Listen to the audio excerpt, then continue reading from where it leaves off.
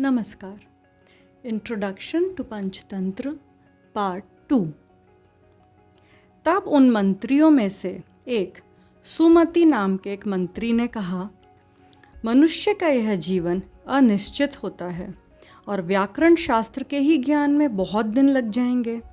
अतः इन राजकुमारों के प्रबोध के लिए किसी सुबोध एवं संक्षिप्त शास्त्र की व्यवस्था होनी चाहिए, क्योंकि कहा भी गया है कि व्याकरण शास्त्र अत्यंत गहन एवं अनंत होता है और मनुष्य की आयु अत्यंत कम होती है। उसमें भी विभिन्न प्रकार के विघ्न उपस्थित होते रहते हैं। अतः सारहीन विषयों को छोड़कर केवल तत्व मात्र को ग्रहण करना चाहिए, जैसे हंस जल से दूध मात्र को ग्रहण कर लेते हैं।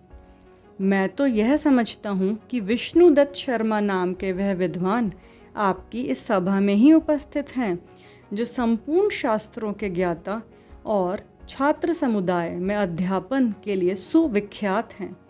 इन राजकुमारों को उन्हीं की देखरेख में देना चाहिए। मुझे यह पूर्ण विश्वास है कि वे इन राजकुमारों को अतिशीघ्र ही सुशिक्षित बना देंगे। राजा ने उस मंत्री के कथन अनुसार विष्णु शर्मा को अपने पास बुलाकर कहा, भगवान, मुझ पर अनुग्रह करने के लिए कृपया आप जितना शीघ्र मेरे पुत्रों को नीति शास्त्र में अद्वितीय बना सकें, बनाने का कष्ट स्वीकार करें। इनके नीति निपुण हो जाने के बाद मैं आपको 100 ग्रामों का अधिकार प्रदान करूंगा। राजा के उक्त वचन को सुनकर विष्णु शर्मा ने कहा, देव, मेरे यथार्थ कथन पर आप ध्यान दें।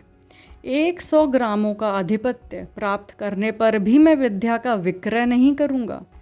फिर भी यदि मैंने आपके पुत्रों को 6 मास के भीतर नीति शास्त्र में निपुण नहीं बना दिया तो मैं अपना नाम बदल दूंगा। मैं आपसे अधिक क्या कहूँ, किंतु मेरी यही सिंह घोषणा है। मैं अर्थ लोलुप नहीं हूँ। 80 वर्ष की अवस्था हो जाने के कारण मैं इंद्रिय का सुखों से भी विरक्त हो चुका हूँ। मुझे इस समय अर्थ की आवश्यकता नहीं है।